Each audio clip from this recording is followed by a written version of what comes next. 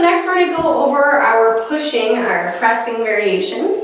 So to start, we have our dumbbell press. So we're going to start in that front rack position where it's on my collarbone. My elbows are nice and high. Okay, I'm going to keep my belly pulled in. So a lot of times when we tend to press overhead, especially if that weight's a little bit heavier, okay, we sink those hips forward. Okay, but we want the hips to stay back. So when you pull the belly in, it automatically shifts those hips under the shoulders. So elbows up high. Okay, I'm starting from my collarbone and I'm pressing directly overhead. Okay, when I'm at the top, I'm getting my biceps in line with my ears. Okay, pushing my head forward slightly. My eyes stay up, I do not look down. We also could do it with a single arm. So same thing, I'll make sure that that dumbbell's resting just a little bit on my collarbone or my shoulder. And as I press overhead, my bicep becomes in line with my ear. Okay, now we can also do this with the kettlebell.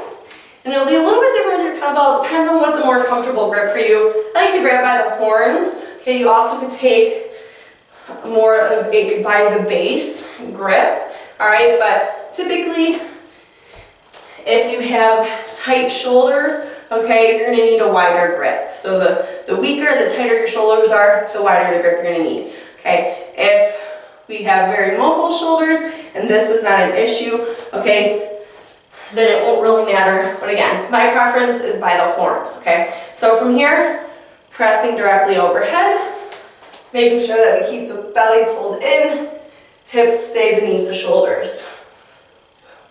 Okay, now that's just our overhead press. We have a couple variations of that. So we have a push press, which I like to use a lot. It's a little bit more of a power movement, but I'm going to put it in with the press since we're already on the topic. So push press, basically what you're doing is you're initiating that press with your legs. So you're using the lower half of the body to get the weight up. So we're dropping our hips back and down just slightly, okay? So I'm just loading up my weight, right? Just like if you're getting ready to jump, okay? I'm loaded. So from here, I'm driving my hips back and down, okay? I want to make sure that my knees don't come forward. We want to avoid this, okay? So hips back and down, let those knees bend. And from here, I'm going to extend through the legs. And as I extend through the legs, I'll finish with my drive. So dip, drive and punch, reset. Dip, drive and punch, reset. And my feet tend to carry the weight in my heels as I dip. And as I drive and extend, I shift towards my toes. Okay, you can do this the very same way with the kettlebell, all right? And then last, to go over, not really an overhead press per se, but I feel like it falls within that category, is a halo. So overhead shoulder work with our weight. So with our halo, if you have low shoulder mobility, you'll start a little bit higher. So really tracing your halo.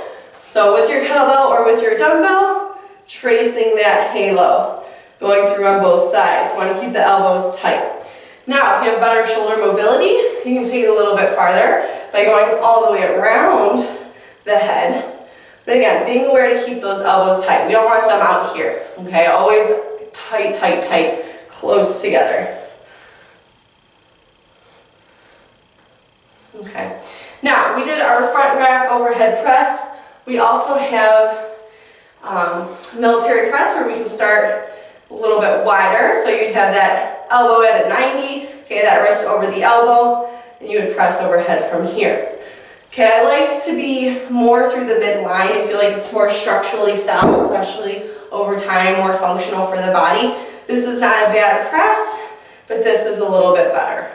Okay, so I'll leave it up to you to what you want to do. Most of the workouts, I always keep our elbows tight because again, that's what's a little more functional, a little more appropriate, especially for the longevity of our shoulders.